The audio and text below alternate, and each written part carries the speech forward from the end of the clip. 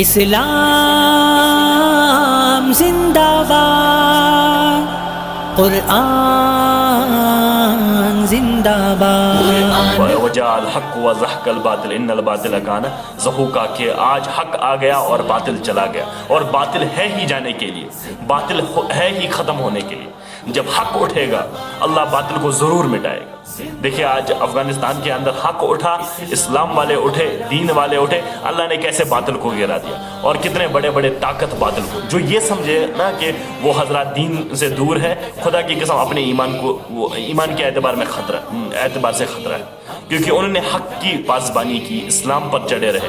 وہ آپ سب لوگوں کو شاید معلوم ہو، جو سب سے پہلا بت وہاں پہ بنایا گیا تھا، بامیان کے بت وہاں پہ افغان کے اندر، تو اس کو توڑنے والا جو پہلا بندہ تھا ملا عمر مجاہد صاحب تھے رحمہ اللہ، اللہ ان کی مغفرت فرمائے۔ تو انہوں نے وہ پہلا بت توڑا تھا اس وجہ سے کہ یہ پاک سرزمین ہے، یہاں پہ بت نہیں رکھے جا سکتے، اور اس نے وہ حضور کا پیغام سنا تھا کہ ہمارے یہاں پہ بت پرستی نہیں ہو سکتی، اسٹیچوز نہیں ہو سکتے۔ اس نے کہا ہمیں کیا اس چیزوں کی ضرورت ہے، اس نے توڑ دیے۔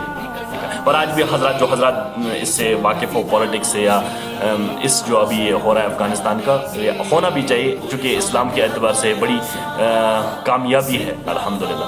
تو انہوں نے اس وقت وہاں کے افغان جو آرمی تھی، جو سپورٹ USA کو کر رہی تھی، الحمدللہ انہوں نے ان کو معافی دے دی، جس طرح حضور نے یہاں پہ کہا تھا نا الیوم یوم المرحمہ، آج رحم کا دن ہے، آپ نے ان کے ساتھ رحم کا معاملہ۔ اسی طرح طالبان والوں نے بھی اس وقت افغان آرمی کو اجازت دی، وہ چاہے تو ہمارے پاس رہنا چاہے تو وہ بھاگ جانا چاہے، یہاں سے بھاگ جائے، اجازت ہے۔ ہمارے ساتھ رہیں گے تو ہم ان کے ساتھ رحم کا معاملہ کریں گے، وہ چاہے تو ہمارے ساتھ جوائن کرے، وہ چاہے تو یہاں پہ عزت کی زندگی گزارے۔ تو یہ حالانکہ بدلہ لینا چاہیے، وہی ایک سب سے بڑے نقصان تھے جو USA یا باقی ممالک کو ساتھ دے رہے تھے، لیکن آج انہوں نے یہ کر کے دکھا، جو مکہ فتح کی وہ یاد تازہ انہوں نے کر کے دکھائی ماشاءاللہ۔